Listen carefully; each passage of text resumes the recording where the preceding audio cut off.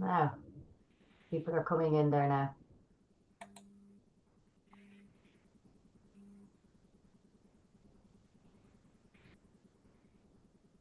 Okay. Just waiting for everyone to join us.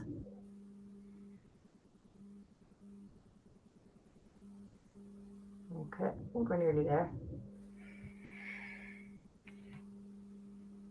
Yeah, that's great. Oh yeah, we've loads of people coming in there. That's great. Okay, so we're going to start.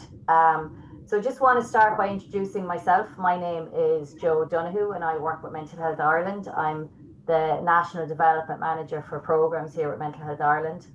And I'm really excited about this today. And I want to introduce Catherine Lloyd. So Catherine is a colour specialist with Crown Paints, and she's part of the colour studio with Crown Paints. And just want to extend a huge thank you to Crown Paints for partnering with Mental Health Ireland on this webinar. Crown Paints is one of our corporate partners, and we've been working with them since the beginning of the year. And we have, been working with them in different ways. I'll talk about that in a few minutes. But just we found the partnership and them a very easy organisation to work with. So when this was suggested as a webinar, Crown Paints jumped at it and were really supportive of this as an idea. So Catherine has been working very hard to get us to this stage. So thanks a million, Catherine. So I'm just going to give people a little bit of insight into Mental Health Ireland, and then I'm going to stop talking, which is good news for some people, anyone on this who knows me, and I'm going to pass you over to Catherine, who's going to do the talking. So we're going to just start by letting people know about, I suppose, what to expect from this webinar. And what we wanted to do was explore how colour can affect mood and mental health, because obviously we're all about mental health here in Mental Health Ireland, and we want to share ways of using colour to support your well-being. So it's a very practical, nice insights, and hopefully will evoke some thoughts and some new ideas for people. So our mission here in Mental Health Ireland is to educate, empower and connect communities, creating a culture where everyone is treated with respect and supported, especially when our mental health is challenged. And that's our mission. That's what we work towards here at Mental Health Ireland. And we're the longest established national mental health charity in Ireland. We're almost 60 years old. We'll be celebrating our 60th birthday next year. We educate, empower and connect communities. That's really how we work. We're very much about the community-based work. We have regional development officers across the country, and we also have member organisations as well across the country. We have peer recovery and education staff, and we co-produce and deliver national mental health promotion campaigns and programs. And what co-production essentially means is that we have people with lived experience and the end user as part of the development and the design of all of our programs. We work with volunteers to support our campaigns, programs and fundraising initiatives, and we also participate as a national, European and international networks. So we just in Ireland, we're even further. So just wanted to put some of this into context. So October is a very busy month for Mental Health Ireland. It's Mental Health Month. So the 10th of October is World Mental Health Day. And it's a day that we use to celebrate mental health. And it's also a day that we use to highlight mental health, the good bits and some of the challenges around mental health. And what we found over the years is that one day isn't enough and people are very busy. So Mental Health Ireland have taken on, to, I suppose, extend that out to the whole month. And we have different offerings, both ourselves from a national office, but also with our member organisations and our development workers on the ground. So we have events throughout the country. And some of the offerings that we have this is part of a free webinar series. So we have 8 free webinars across the month. So we have 2 a week, on average 2 a week, and they are on different topics. So 4 of those are with our partners. So today's with Crown Paints, one of our partners. We had a webinar last Friday on World Mental Health Day with Baxter Story on food. We have a webinar coming up on men's mental health, and we're partnering with the Men's Sheds Ireland. And we have the Family Carers Association as well, and we are partnering with them. And then the other 4 webinars are about winter well-being and looking at some of the pressure points of coming into the winter and how to deal with those. So just keep an eye on those. You can check out our website for that. We had a most fantastic event last Friday on the 10th of October, which was our Choral Connections, our choir event, where we had 4 community choirs coming together as a community, coming together in song and celebrating mental health. That was a great success.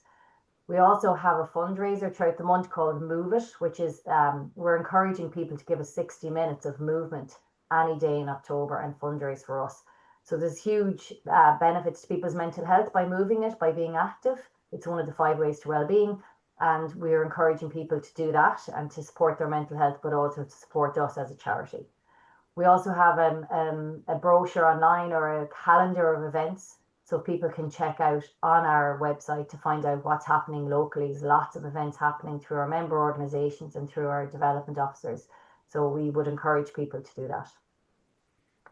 So just before we start, I suppose putting it into context about what mental health is, and mental health means different things to different people.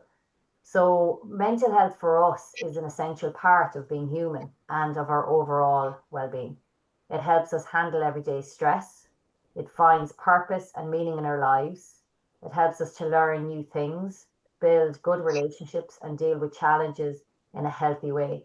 It also plays a big role in helping people, families, and communities thrive. That's a general overview of what mental health is.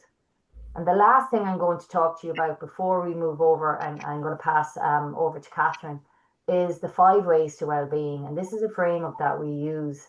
They're simple actions that supports mental health, and they're the 5 ways to well-being. And it was a piece of research that the New Economics Foundation, or a project that the New Economics Foundation did in 2008, where they looked at different research across the world, and they tried to come up with practical ways based on research on what are the simple actions that people can take every day that are free and simple and doable and accessible that we can do to keep well and to stay well. And the 5 ways are taking notice, connect, be active, keep learning, and give. And I think in today's workshop, we will be talking particularly about the taking notice piece, because, you know, colour is all about noticing, isn't it? And also connecting, because we are going to dip in a little bit about colour and nature and how do we connect. And I'll be honest with you, you know, having worked with Catherine over the last few weeks and listening to Catherine, and I've learned a huge amount from what we're about to listen to. So for me, that was really beneficial, some really interesting facts. So the 5 ways to well-being are just something to keep in mind. And we're going to start with this before I hand you over to Catherine. And just in relation to Crown, again, to go back, the Move It campaign that we're running, Crown are supporting us in that. You know, and like when we look at a partnership, having a corporate like Crown, and as I said, like they were very enthusiastic about this, we're looking at other ways for them to support our work moving forward. So just to say a big thanks just before Catherine starts. So look, this is a picture that I took on the lovely River Barrow in County Carlow. I'm very lucky that I live near the river.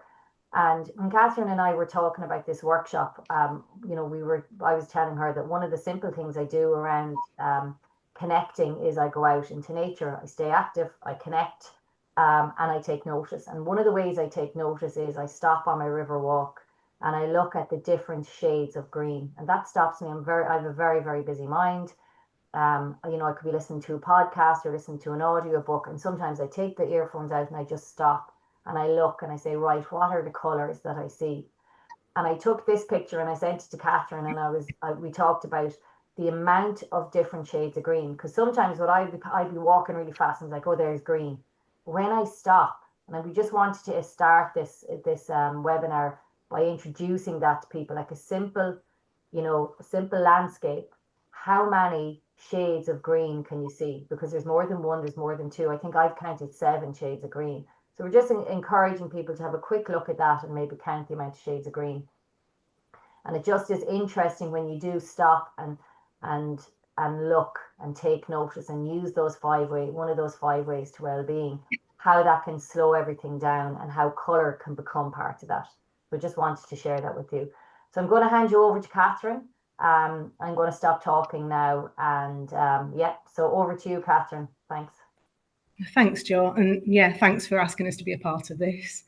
I want to start with this slide really. And I want, again, just throughout this workshop, just to get you thinking about how colour and how you can introduce colour to your lives. So colour can be used to make us think, act and behave in a certain way. And as individuals, we make subconscious judgments about people, objects and places within 60 seconds of first viewing them. And this might be just a bit of a fun fact really, that 80% of that judgment is based upon colour alone. So therefore the power and the importance of colour is enormous. Now, one of the things when Joe asked us to do this, like, it's great because I'm talking about something that I absolutely love. Like, one of the many things that colour can do is it can change our mood. It can uplift our mood really easily. And with the winter months and the darker nights drawing in, that's what we're just going to look at in this next hour, joyous colour. So just move to the next slide, Claire, if that's all right. Okay, now this is what I refer to as the 5 skins of colour. And I know I'm from a paint company, but it's not all about paint. So the first skin is makeup, how we can change and uplift our mood with things like makeup, the glasses that we wear, the hair colour that we've got, simple adornments to maybe jewellery that we put on. So that's the first skin that I want to talk about. The next skin is almost like the clothes that we wear. So I felt a bit nervous before this presentation. So I'm not because blue's calming, but more because it's my favourite shade and it helps to like anchor me and ground me a little bit. So this is like a purposely selected colour for my jumper and to lift my mood. But other things that help us with our mood is like the food that we eat. Think about the colour that's on our plates and how that can help change our mood. The next skin is like the interior. So, yep, and paint. Yep, the obvious choice is looking at the paint on the walls, but you don't always need to take such a drastic action as to change the paint on your walls. You could actually bring in colour with things alongside paint, like your flowers. You could bring in a piece of artwork, you could bring in a vase or a photograph or a cushion or some sort of element of soft furnishings with your favourite colours in, the colours that you feel most drawn to.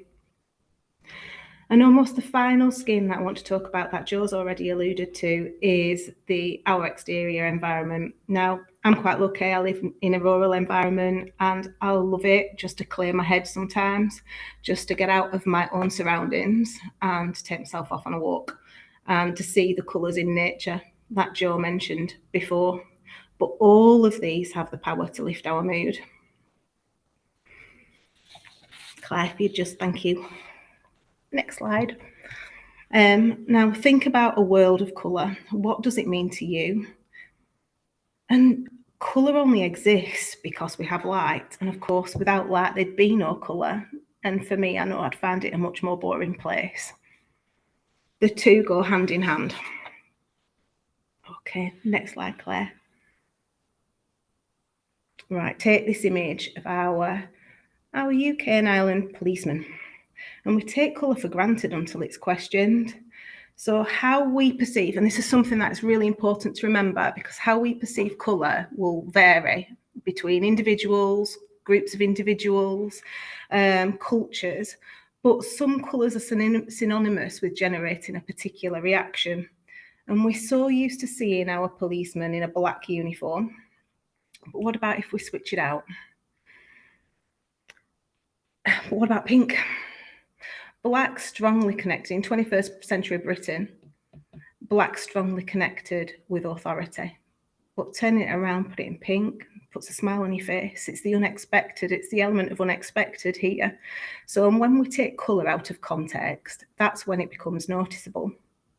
So for 100 years, and it's only for 100 years, pink's strongly been associated with being a feminine colour. But that's not always the case. Actually, up until about 1927, that sounds very precise, but up until about then, it was very much strongly linked to boys. And if we just move on the slide. Right, okay, so the majority of this workshop, I'm going to be talking about colour psychology, but we can't move on to that without acknowledging at least colour symbolism.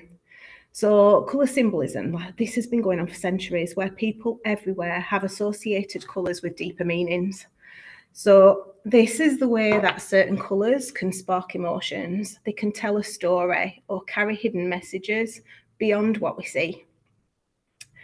And whilst some colour symbolisms are universal, known throughout the world, some can vary based on culture, time, and the context in which they're seen. So in this workshop, we'll mostly be looking at how colour affects us, both physiologically and psychologically. But since colour psychology actually stems from colour symbolism, it's really important to go through these, and I'll just do a top line overview of these.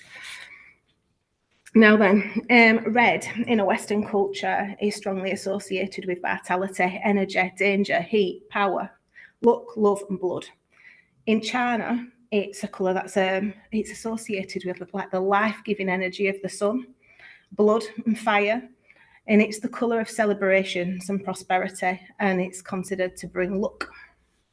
And if we just move on to orange, happiness, health, warmth, enthusiasm, love, and courage are all what we know of in the UK and Ireland. That's what we associate orange with. In India, it's actually linked very strongly to the Buddhist monks, and this is because of the robes that they wear. They originated from the jackfruit plant, and the turmeric plant. Both of these plants were in abundance, so it made the dyeing process for the fabric really quite cheap. Became associated with monks. It's the colour that they wear. And for the Japanese, it's actually a colour that symbolises love, courage, and happiness. And if we move on to yellow, so you begin to think about, when you think of colour psychology, where some of these thoughts come from. So yellow means different things to different people all around the world. In the West, it's strongly associated with happiness and sunshine. Though back in the 14th century, it picked up some dark links to envy and deceit. And in the East, yellow was once reserved for emperors, and it still shines strong as being a symbolic colour for wealth and power. And if we move on to green. Now we know this. So in the UK and Ireland, plenty of rainfall. So plenty of greenery. And therefore it makes it quite a reassuring colour, because when we see plenty of green around us, like there's not really any famine, associations with famine or lack of food. So it's a colour that's associated with safety, and also with it sitting right in the middle. If you think about the visible spectrum, green sits right slap bang in the middle of the visible spectrum. So it's a colour that's easy on the eyes, requires no adjustment from our eyes or from our brain whatsoever. So it is a colour that feels calm and reassuring to many. Just a little fun fact, actually gathered by my colleague Gemma on this. So green used to be a really tricky colour to make. And until Shields green came in 1775, until then, it was really hard to produce. Now, since Shields green, everybody loved it. It came about, readily available for more people, but it was full of deadly arsenic. And it was from wallpaper to dresses, and the recipe, the ingredients they used to make that colour, the colourant used, it literally made people sick. And so this possibly even inspires that phrase, green around the gills. So if we move on next. So blue. World's research reportedly says that blue is the world's favourite colour. Probably or possibly because it reminds us of sunny skies and warm Mediterranean seas. Don't know. But historically, the most prized shade was ultramarine, and that was made from the Afghan lapis lazuli. So that was such a bright, vibrant shade, and it was extremely expensive. And so artists often negotiated how much they could use of it before they actually began a painting. And if we move on to purple. So purple's long been connected to royalty, power, and luxury. And that's mainly because the dye used to create it was once as expensive as gold. And that changed in the 1800s, actually, when a gentleman called William Perkins accidentally invented a cheap purple dye while trying to cure malaria, making it more accessible for the middle classes too. And then finally, if we take a really quick look at white. So white is connected with purity, spirituality, cleanliness, innocence, but also mourning. So in the West, white stands for purity and cleanliness. And that's thanks in part to Queen Victoria, who opted to use it for a wedding dress colour. And in many Eastern cultures, though, white is linked to mourning and used at funerals instead of black. And this was another, black for funerals was another influence of Queen Victoria. So if we move on now, like we'll just take a shift a little bit. So we've had that was a very, very brief overview of colour symbolism, but we're just going to have a look at colour psychology and physiology. So this looks at how colour can affect our mood and our body. Now, there's some well-known associations when it comes to colour psychology, for example, like blue's calm, all greens are restful, reds are always energetic, yellow for optimism, for example. But I want to say that these are always sweeping generalisations and they're not always true. So just take a word of note because there's been a few examples when research has been conducted to a particular shade, and one fact that's linked to a particular piece of research conducted with a particular group of people's come out, and then all of a sudden it becomes a global fact, like Baker Miller pink, for example, being like the perfect shade of pink to calm and relax people. It's not true.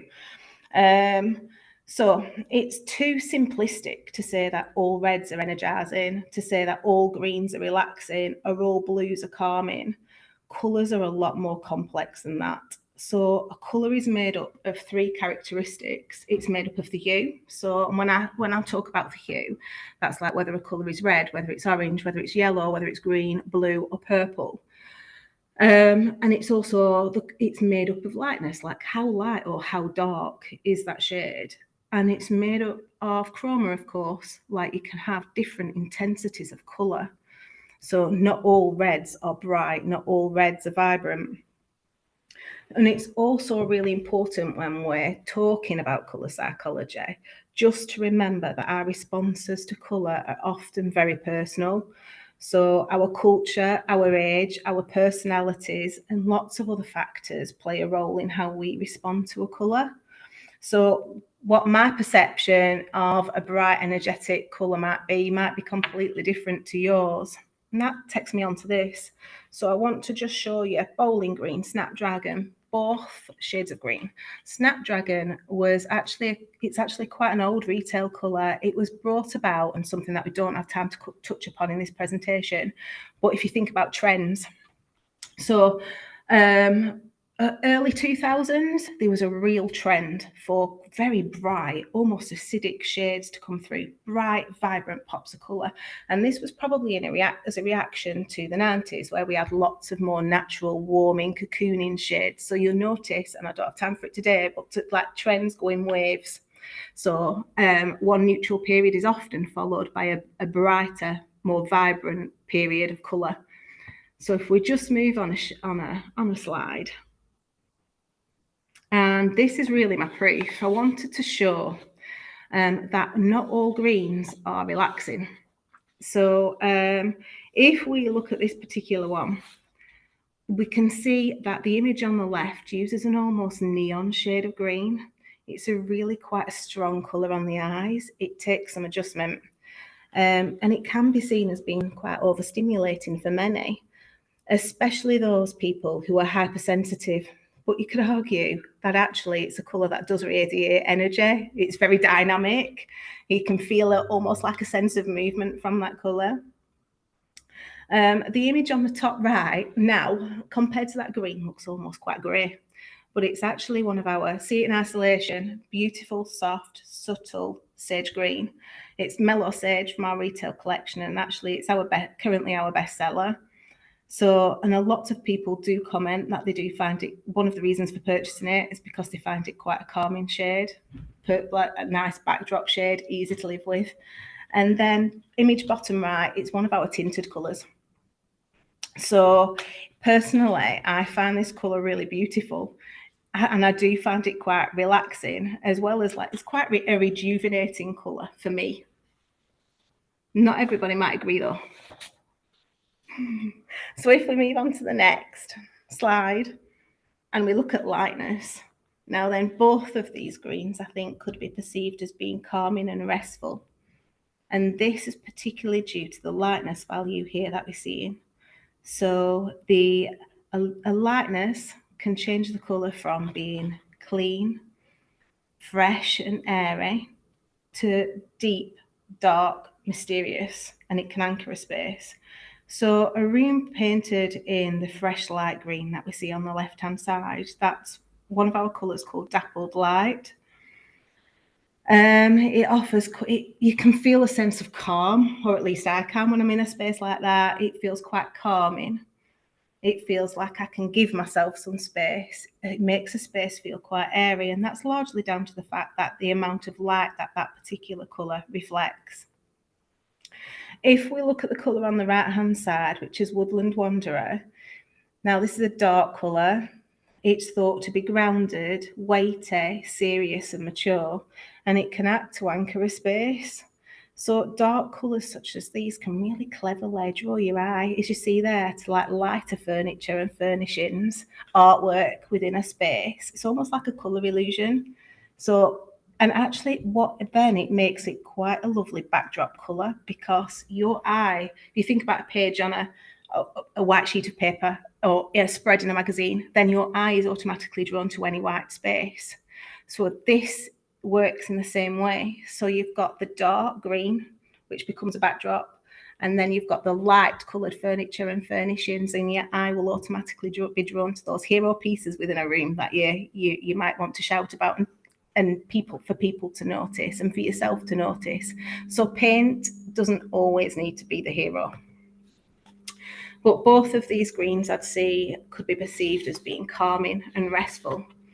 Right then, so I wanted to knock it on the head a little bit that all reds are energetic, because they're not. They don't have to be. Bright primary reds are. And in my day-to-day work, in mine and Gemma's day-to-day work, we'd probably choose to use the colour on the left quite sparingly and with thought.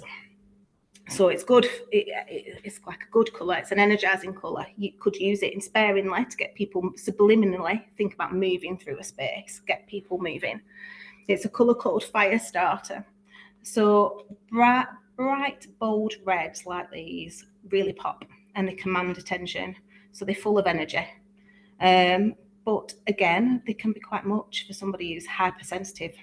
So we might stay clear of these. If we're working on a scheme for somebody with autism, with ADHD, we might be quite mindful of using these particular shades. Now then, the right-hand image shows more, they're still reds. They're from the red side of the colour wheel, section of the colour wheel, so they're still warm shades. And they're warm and they're welcoming, but they don't have anywhere near as much colourant in as Fire Starter. So the result is, with them being less saturated, they become a little bit easier on the eyes. So you've got soft shadow there, which is almost like a warm grey, to be fair. And then you've got a colour called Ceramic Kiln on the right-hand side, which is one of my favourite colours, because I still find it a very warm and welcoming shade. It's still got a certain amount of energy, but it's certainly a lot easier to live with than Fire Starter. So if we just move on to the next slide.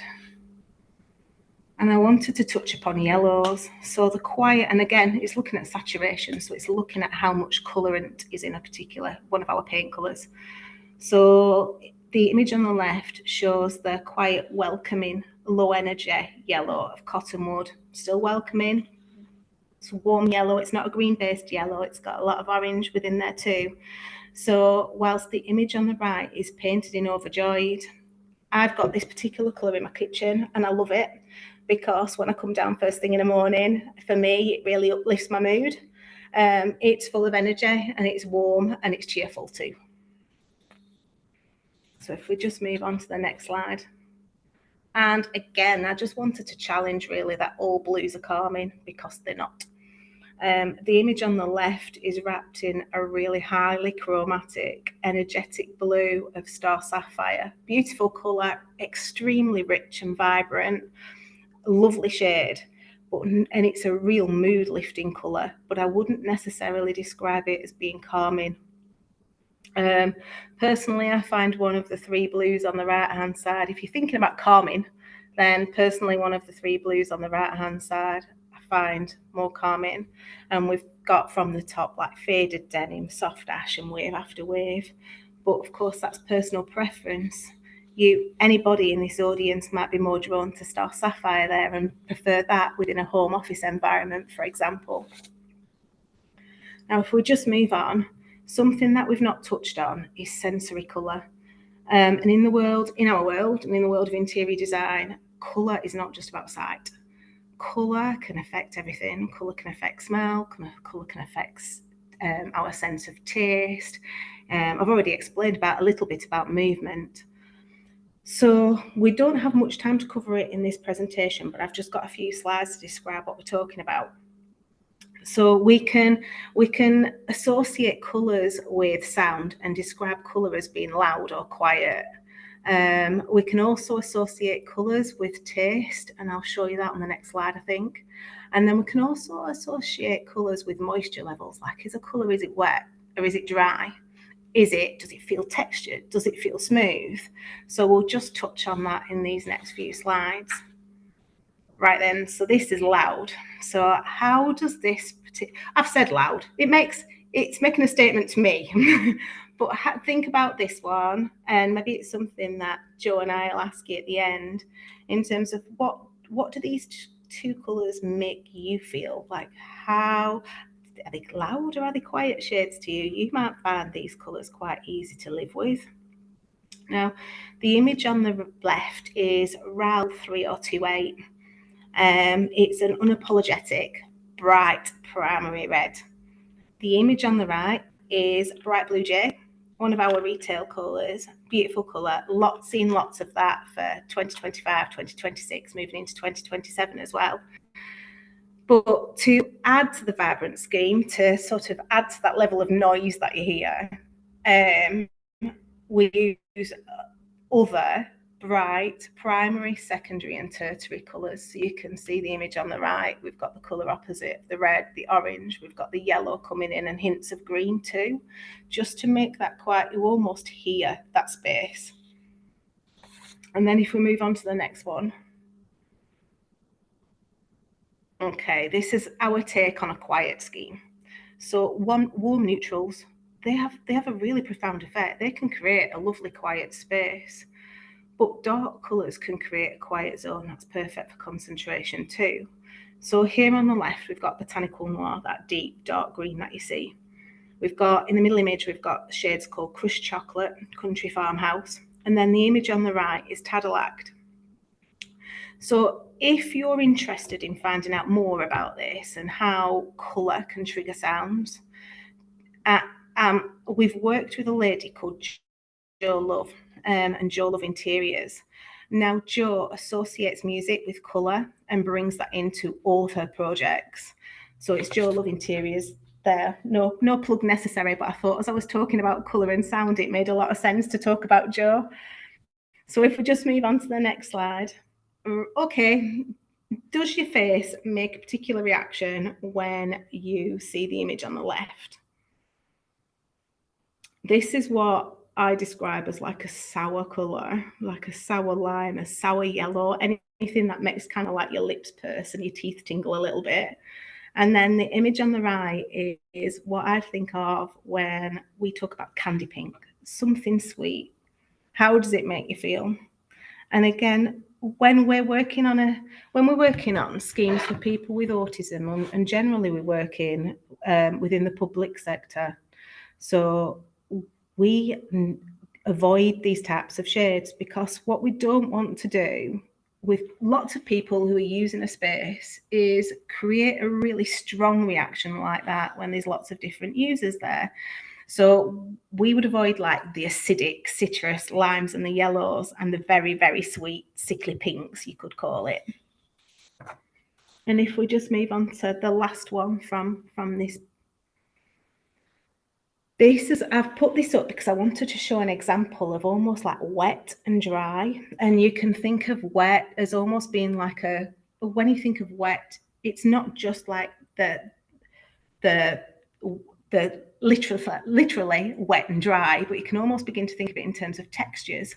So wet would be like your mossy greens, your mustard yellows, where you begin to associate like your finishes, your textures. And then the dry would be your lights that we've got here. So like your dry shades. I showed a couple of them within the quiet schemes. When you're looking at this, for example, so you've got caramel crisp here on the right hand side, but other ones like Tadalact and your crushed chocolates, it's almost like you can think of them as being almost textured finishes. And something that we cover a lot of in our day-to-day work is we don't think of colour in isolation. Colour is never, you can never see colour in isolation. At the start of this workshop, I talked about colour and colour and light, for example. That's like the most important, because without light you wouldn't have any colour. But then when you're pulling together an interior scheme, it's more than that. You've got to think about all the textures that are in that space.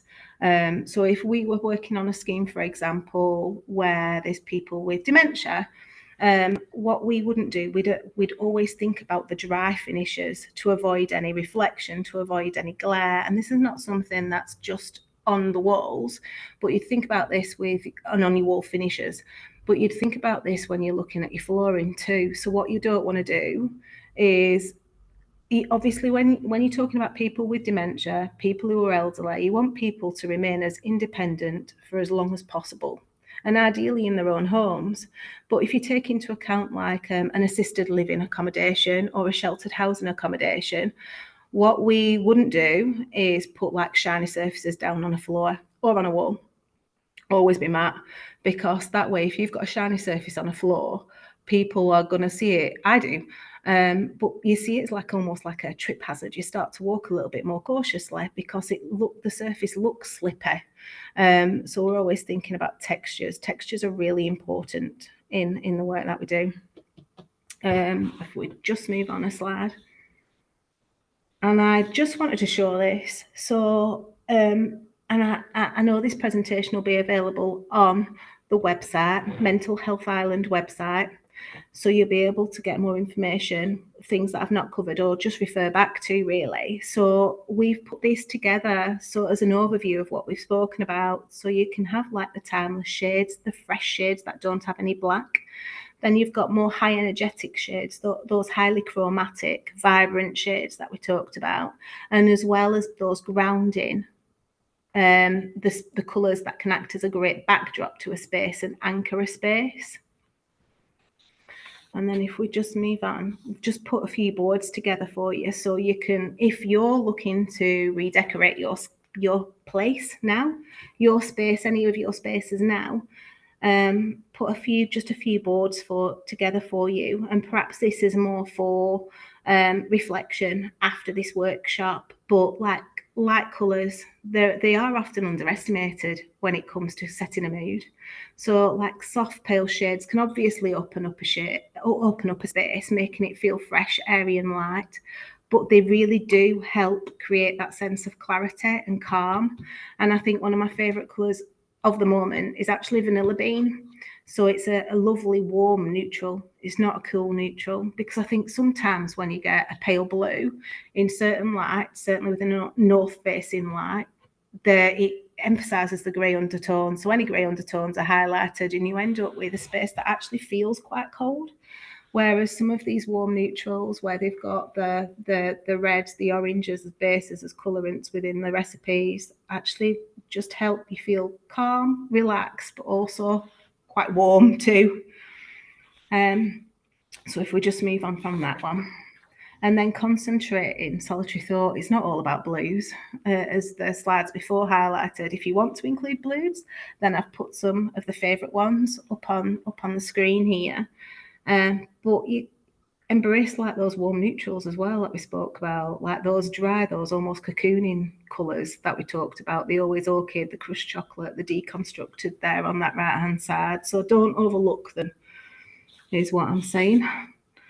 And then cozy and cocooning. So I wanted to show this because I've got winter cherry in my own house and I absolutely love it. So it sounds like a personal plug, this. I didn't mean it to when I'm like, yeah, vanilla bean and overjoyed and winter cherry. But that winter cherry is one of my favourite colours. It's a beautiful, rich shade. It's not overpowering. It's very easy to live with, as well as it still being warm and welcoming. And one thing that we've not mentioned about is, whilst people often go for like light colours in a particular space, bring about then dark colours, because actually those dark colours can blur the edges of a room, so they create a depth that your eye finds hard to focus on, and actually they can make a space feel bigger than what it actually is. So that's that one. And then if we just move on to the final one, so like mood enhancing optimism, I've called it, like dopamine hit. So we had and some of the favourite colours there. That bright blue jay, I did show it, but it's a very beautiful, it's a lovely shade. It's really rich. Bowling green, we've not spoken about, but I find it quite relaxing, as well as being quite rejuvenating as well. It's like a mid-ground. Cyanotype is one of my favourites because it's a warm base blue. So in a west facing space, the red undertones to that blue will be emphasised. It will make that blue seem a little bit more vibrant. Put that blue in a north facing space, those purpley undertones, those red undertones will be knocked back a little bit, making it seem a little bit more sophisticated. But then we've got, on the left-hand side, I've got two photographs that I wanted to show, because a couple of years ago, one of our Colour Insights themes was joy. It was very much based, it would just come out of COVID, and so people's mental health was quite low. And we found that actually, of anything that you could embrace, colour's great for improving your mental health and improving your mind and your feelings about joy. So this was where we looked at colour, wrapping it over ceilings, wrapping it onto floors, creating different effects with different, like the panelling, things like that, bringing in different colours when it came to furnishings. But I wanted to include those particular ones because it felt like a presentation about joyous colour. I couldn't not show some of our joyous colour too. And that's it. That's it from me. Brilliant. But wow, like, yeah, fair play, Catherine.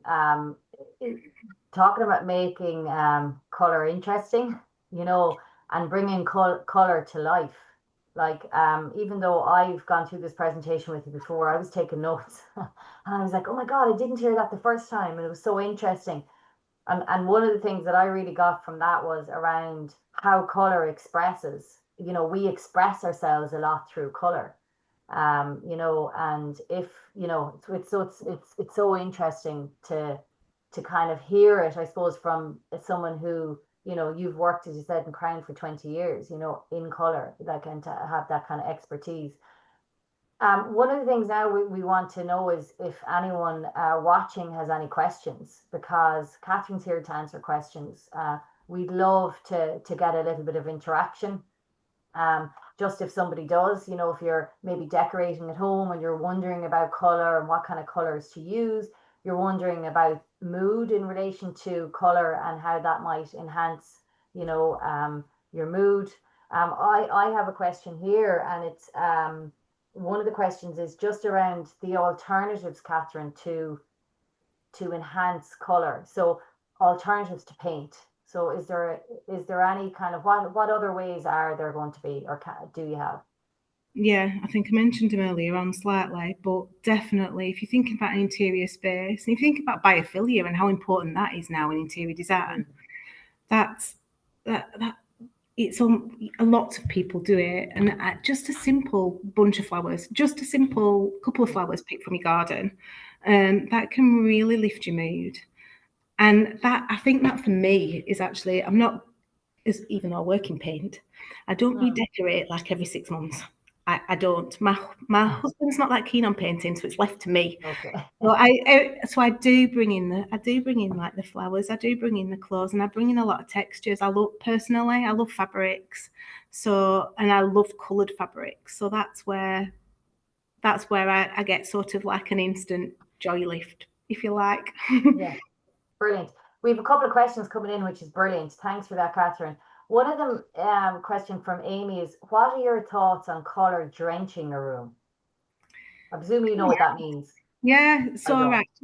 Yeah, colour drenching is basically where you wrap a colour right from your ceiling, right down your walls. And Okay. you can actually bring it into your flooring and your furnishings too. So like bringing like a tonal colour scheme everywhere. Mm, It's easy on the eyes. I yeah. like it. It's Yeah. easy on the eyes. I like it. Would I always use it? Not necessarily. There's a time and a place. So I talked, obviously, like I talked a lot about the work that we often do with inclusive Mm, schemes. So that wouldn't be a time and a place to use them. But say you've got like a cinema room. Say you're lucky enough to have a cinema room mm, at your home or your living room, and you really mm. wanted to be enveloped by colour. That's perfect. Like, Yeah. yeah, I'd love it. And also make sure you bring in different textures though, because Okay. a tonal colour scheme can be, it, you be clever, what I'm saying, with your textures and your Yeah. finishes. Bring in all of those different textures. Bring in your woods as well if you can, in things like tables. But bring in your velvets, your chenilles, bring in lots of your natural fabrics, your wools and your cottons, because with only one colour, you need to have that sensory experience Okay. of the textures as well. Yeah, that's really interesting, I suppose. Yeah, because textures as well as color kind of matter. Another person was wondering, what color would you suggest for a west-facing home office? Lucky, nice. Well, where do you want to start? A west facing space, you're really lucky because you get that direct sunlight in the afternoon. So colour is never static. So colour is never static. Mm, Often within a paint colour, you've got a number of different colourants within that recipe, within that paint. And that's kind of the beauty of it. So within a north facing space, you're going to get a colour that stays fairly true throughout the day. In a west facing space, think of that sunlight and how it moves around that, how it moves through the windows and into that room. Those warm undertones will be depicted. Those warm undertones will be picked up and emphasized. So what colour would I go for? I think in that stage I'd go for something like cyanotype. I reckon if you went for something that's like a strongish red or any red, then those red undertones are going to be accentuated. Great for a living space, but in an office where you want that stimulation, but in an office space, you kind of want a bit of that concentrating thought, I think. So I would be more inclined to go for a warm blue, like cyanotype, try something like that. You basically, in a west-facing room, though, you've got a lot of flexibility. If you wanted to go for blues, you've got that freedom that they won't make it in a west facing room, they won't make it feel too cold. So yeah, yeah, my personal favourite, I'd go for something like cyanotype. brilliant. Brilliant. That sounds great. And then we have a question from another person just in relation to caring for somebody at home, someone with additional needs maybe. And just is there anything like that you would any kind of colors that you would recommend? It depends on them. Honestly, it depends on them. We've been asked a lot for like a palette of colour to suit a Mm, myriad of needs. yeah, But as I keep mentioning in this, like colours really personal. yeah. Um, and whereas I could make recommendations, find out what they react to. So you get people who obviously on the extremes, you get people who are hypersensitive, you get people who are hyposensitive. So people who are Mm, hyposensitive probably need more stimulation when it comes to colour and texture. People who are hypersensitive don't. You could probably use a colour, something like what's behind me, so like a warm neutral as a quiet, mm. calming space. But other people might need a little bit more stimulation. It depends. Is there a bit more And information about that? Could they? well, and what would you maybe test colors with somebody? Because Yeah, I know with yourselves with Crown Paints, you say your tagline is it's personal. yeah. And I think that's great 100%. because it is very personal. It's color. So would you kind of maybe recommend that somebody kind of brings testers home and sees what people's reactions are to those colors? Is that something? Yeah, or real paint samples, so something Okay. else that we have at Crown. So you don't need to. You can if you want to. Testers are brilliant. We also Mm, have real paint samples, and yes, I'd most 100% like okay. use test those them to out. try Yeah. them. Okay. Try a few and Yeah. gauge reactions and responses. Brilliant. Brilliant. Another question here is it more cohesive and calmer if you use complementary colors throughout your whole house or apartment? Yeah, that'd be nice. That'd be lovely. Mm. So what you could do is you could create like a palette of colour to use. So you could anchor a space with maybe one tone, one shade. And if you are, when you're saying complementary, so I take it you mean colour opposites. So if you're using colour opposites, then always try to use like one colour in the majority and one in one room. So you might use pink or green. Let's take that as an obvious example. So and it doesn't have to, I'm not talking neon pink, but like shades of pink in one room. But you might accessorize that with shades of green. And I think I'd also bring in like the orange into that as well, like a burnt orange into those colours. In another room, you might flip that on its head. So what I'm saying is, don't in one room, do not use green and pink in equal amounts, in equal strengths, because if you take your mind back to when you did art at school and you did a colour wheel, you produced a colour wheel and you did like that experimentation where you saw colour opposites together, they jump. If you put two opposing colours in equal amounts together, they jump off the page. And it creates no research needed, like it creates a really restless environment where your eye finds it quite hard to find something to rest onto. Okay, brilliant. That's great. Another couple of questions. This is great. Do you always need to use a lighter color when using a darker, warmer color in a room?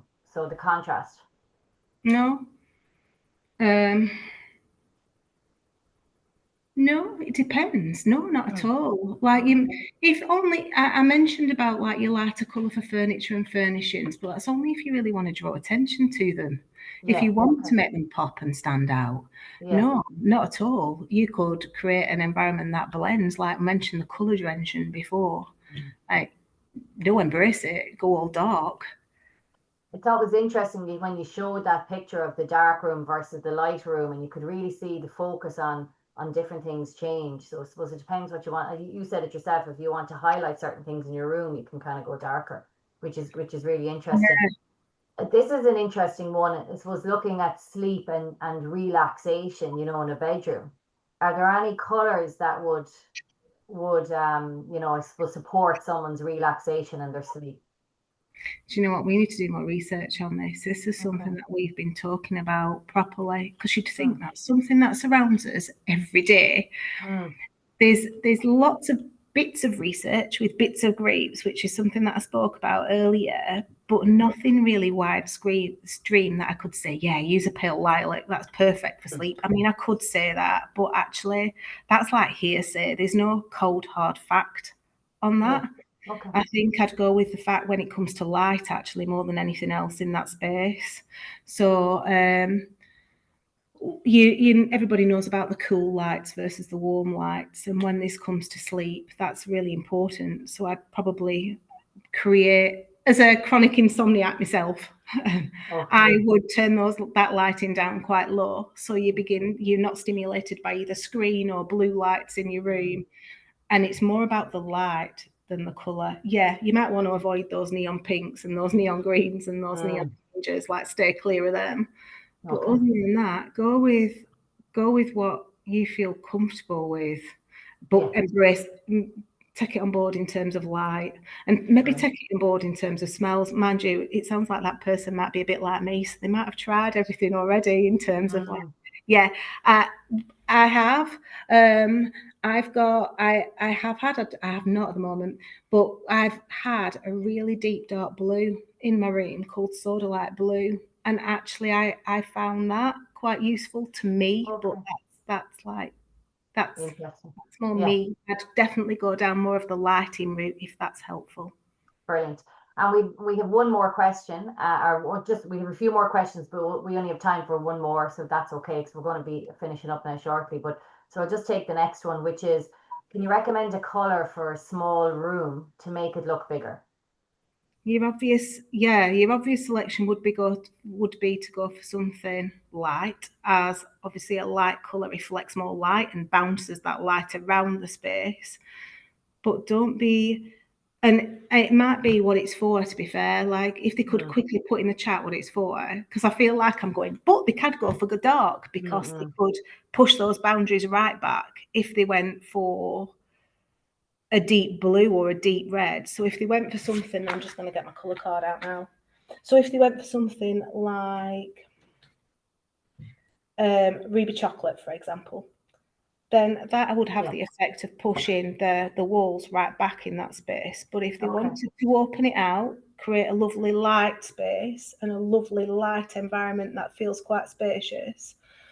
And actually, you know what, I'm going to say, in a light room, you might be too tempted.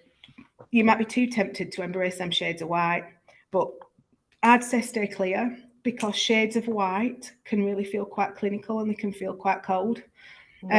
So in terms of like light reflectance, I go for a mid-tone shade. I go for something like around about, that sounds quite technical, and if that person wants to contact me afterwards, they can do. Because and you actually, might want a bit more of a mid-tone one. No, that what we might do is people, if we do a few, because there are a few more questions coming in, and there's one particular question, and I won't pose it to you now, but it's in relation to somebody on the call is developing a crisis cafe for people with mental health distress, and they're wondering about colour. So what we'll do is we'll take that question, because that's an interesting one, particularly around, like, I suppose, very appropriate in relation to mental health. But maybe that's one that we can answer afterwards, because I'm just we'll do. of time. Thanks a million. So just to finish up, just, I suppose, one thing that, first of all, I want to say a massive thanks to you, Catherine, but we just want to draw people's attention to some of the other, I suppose, supports that Mental Health Ireland can give just before we finish up. And this webinar series that we're running this today is something that we do a lot of. We deliver a lot of workshops and we deliver a lot of training. And we have a number of training programs that we deliver in the community and in the workplace. And they are about engaging people with mental health. And we have these in steps. So it's like increasing people's knowledge and experience and skills in relation to mental health and minding themselves. So step 1 is engaging with mental health. Step 2 is expanding the wellbeing toolkit, and we look at stress. And then 3 is having conversations. And Mental Health Ireland is all about meaningful conversations about mental health and opening up those conversations and giving people the skills and confidence to do that. And we have on our website, mentalhealthireland.ie, we have a page that gives all the information about our trainings. And one last thing is we want to let people know what's coming up next for Mental Health Ireland. So Christmas is a time, I'm sure lots of people will be rushing out and buying paint because they want their houses, decorated for Christmas. And it's that time, isn't it, when they're having people over for dinners and visitors, and people do a lot. And within ourselves, what we know, I suppose, within Mental Health Ireland is sometimes our mental health can be challenged at Christmas, and there's lots of pressure points for people. So we've developed a number of Christmas resources, which is information and different ways that we can support people with their mental health at Christmas time. And we encourage people to go online. Our campaign at this time of year is called Connectmas, which we think is really smart, because we are encouraging people to connect at Christmas. And we're also encouraging people to donate to us at that time. It's a time where people are really, really generous. And, we are a charity. We depend on people's donations to support the work that we do here within Mental Health Ireland. And what we also have as well is we have really nice products, Christmas products. So we have really beautiful Christmas cards that have a Christmas robin on them and a really lovely meaning in relation to minding your mental health. And they are on sale in our shop on our website. And we also have a beautiful Christmas decoration as well. So we're encouraging people to support each other and support Mental Health Ireland at Christmas through Connectmas. And we also want to know, I suppose, how people found this webinar. We're constantly want to grow. We want to make sure that we're hitting the mark. And if we're not, we want to know why. If we can improve what we're doing, we always want to improve and to keep meeting the needs of people. So we would love if anyone on this webinar would, use the QR code here and go on to our evaluation and sheet, and it'll only take about 3 minutes, and just let us know how we did. I've no doubt that Catherine, I think what you've done is you've really opened up people's thinking about colour, which was amazing. And I just want to say huge thanks to Crown Paints. You know, they've been a really good, as I say, we've been partnering with Crown Paint since the beginning of the year. You know, we have the Crown Paint staff have done fundraisers for us. They're going to be involved with our Connectimus campaign. They're organising some training for staff, and we found Crown Paint's really, really I suppose, encouraging as a corporate to work with. And huge thanks to you. I know personally I'm thinking differently about colour. I mean, I love colour. I can talk about it all day, but I definitely will. I'm thinking differently about it, which is great. So I've definitely learned something new from you today, Catherine. And just to say huge thanks, and a huge thanks to everyone who came.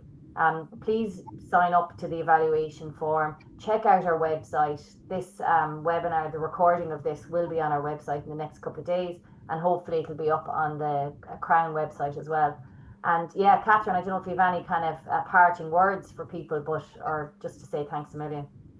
No, thank you. Thanks, Joe. And to the people who ask questions, we can get back to you. We will do. So it sounds like there's some really good questions there. So we'll come straight back to you. Yeah, and people can email us at info@mentalhealthireland.ie and we'll get back to people. Yeah, brilliant. Okay, thanks a million. Take care, Thank everyone, you. and thanks so much. And go just bring loads of colour into your lives. Thanks so much. Thanks very much.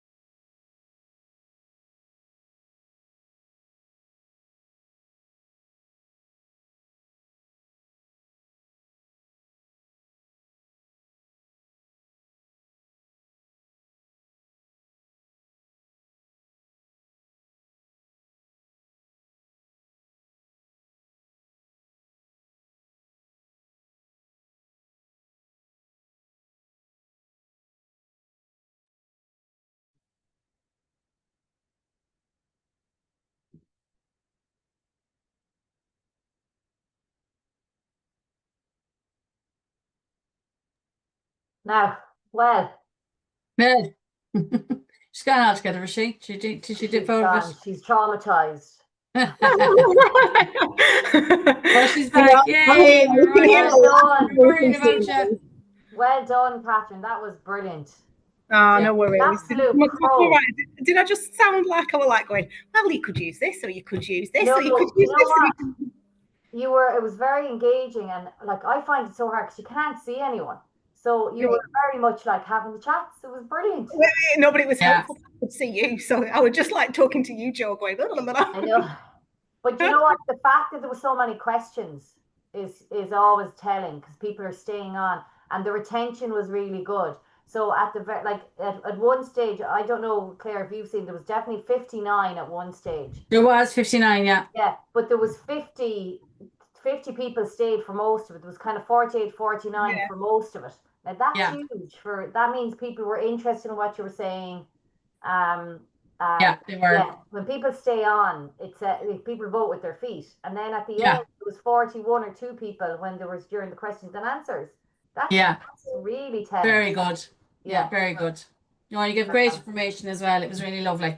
And like some of the questions there are brilliant. Like someone's wondering about dementia. We might get these questions and try and answer them. Some like about dementia. Someone's saying around the crisis cafe. Really Or good, brain injuries. Yeah, no. like I could do with finding out a little bit more about him, because it's a bit too sweeping to kind of go, That's it. On a call. It's some questions you don't answer, Catherine. Do you know what I mean? Because they're too sweeping, because you need a consultation. Do you know what I mean? It's more than that. But I also think you were able to talk from your own perspective. Yeah. Well, and you weren't kind of saying this is definite. And every time you were saying, well, look, my opinion is, or I like this, or, yeah, you know, it's personal, you know. Exactly. So it's not like it's not like this is the right or wrong answer, which is a lovely way to answer, because you're still meeting people at where they're at and what they need, but yet it's not the definitive, you know. Right. Yeah. Right, good stuff. No, thanks for asking me to take part. I've enjoyed that. And the basis of some of that presentation existed, but a lot of it didn't. So it's food for thought for us too, that we can add it to our CP